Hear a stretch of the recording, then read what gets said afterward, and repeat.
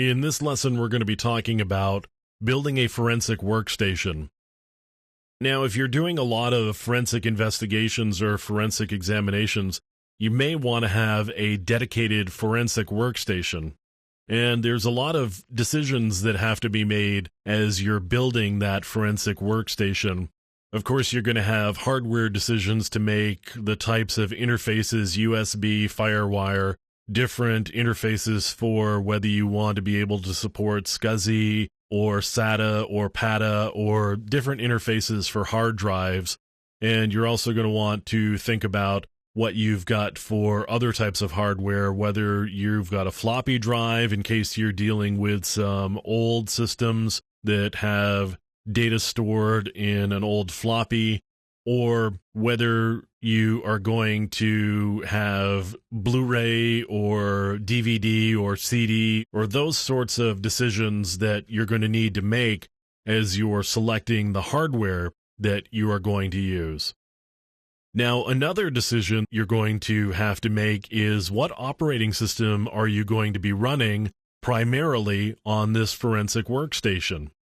Now, there's a few things that you could do. One of the things you could do, for example, is use a live CD, and that way you're not actually storing anything to a primary hard drive, so nothing is writable in that regard, and you're not making changes to anything like that, which means you could just have basically a shell of a system that you plug hard drives into, and then you boot off this live CD.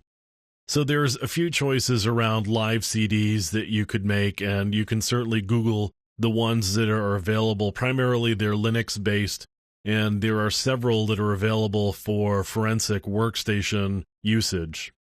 Now, speaking of Linux, you may actually want to have a dedicated Linux operating system installed, and by dedicated, I mean it's installed on the primary hard drive on your system as opposed to a live CD that's just portable and you're booting off the CD. Now, there are some advantages to having Linux or a Unix-like operating system as your primary operating system, and one of the reasons is because of the number of tools that are just built in, and we've gone over a lot of these tools in other lessons. Let me just do a quick refresher here. So we've got DD, and DD is a program that actually copies data bit for bit from a source image or hard drive to a destination, so you can make perfect bit for bit copies of a hard drive if you need to do that. Now, there's also this DCFL DD, which is an enhanced version of DD, and it takes into account some forensics capabilities. So it will do things like calculating a hash on the fly as it's doing the image. It will just do that for you without you having to calculate an image. I can also do things under Linux like doing an MD5 sum. So I can calculate an MD5 hash based on anything that I want, and MD5 is typically included in Linux or Unix-like operating systems. You usually have that. I've also got the ability to do a SHA-1 sum, so there's utilities for that as well, and sometimes that's built in. So I've got a lot of advantages here with using a Unix-like operating system or a Linux operating system, which is Unix-like. I've got some advantages in the number of inbuilt tools and utilities that are there. Now, let's examine Windows. So there's a lot of forensic programs that run only under Windows. So I've got one here called ProDiscover. So this ProDiscover here is a Windows program. It only runs under Windows, and you can see it's graphical in nature, and it's got some ability to store and categorize data for you so that you can do easy analysis on it. Now, that's one utility, and I can kill that, and let's take a look at another one here. Another one we can take a look at is FTK, which is the Forensic Toolkit. FTK is another Windows-only program. One of the things that FTK will actually do is FTK will do an automated analysis of an image that you've got, and it will go and pull a lot of different information. So you can see file status here as a column and file category. So it will show you the number of graphics files, the number of database files, the number of spreadsheets, and you can actually take a look at those as you're flipping through the different tabs. You can also explore the file system and you can run searches, but one of the things it really does is it makes taking a look at these different images that you may be looking at from hard drives, it makes looking at those a lot easier.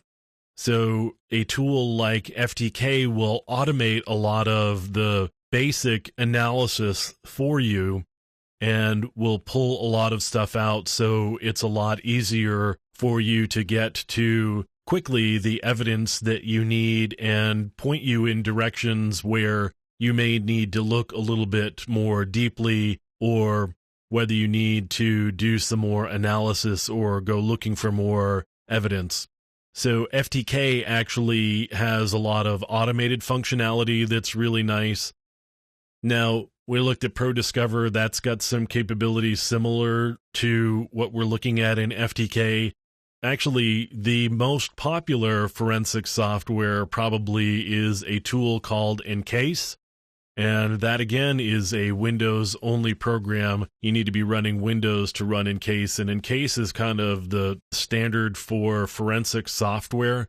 Most of the time when you're looking at law enforcement and you're doing forensic investigation for law enforcement, they're probably working with Encase as the software that they are using to manage their cases and looking for information of a digital nature. So Encase is a Windows program as well. So again, you've got these decisions that you need to make in terms of what operating system you're going to be running. Now, Unix has some advantages because it's got some tools that are just built into it, and you can make use of those. And there are also forensics programs that are available for Unix. We didn't actually talk about them. One of them is called SleuthKit, and there's a graphical interface for it called Autopsy. So you can actually use that. But if you're looking for commercial grade, real high powered forensic toolkits, then you really need to be looking at the Windows side because that's just where the programs live. So some of it has to do with how much budget you've got available, how much money you can spend on this forensic workstation that you're building. And some of it has to do with what you're comfortable with. If you like graphical programs and like to click around through things, then Windows may be a better bet for you.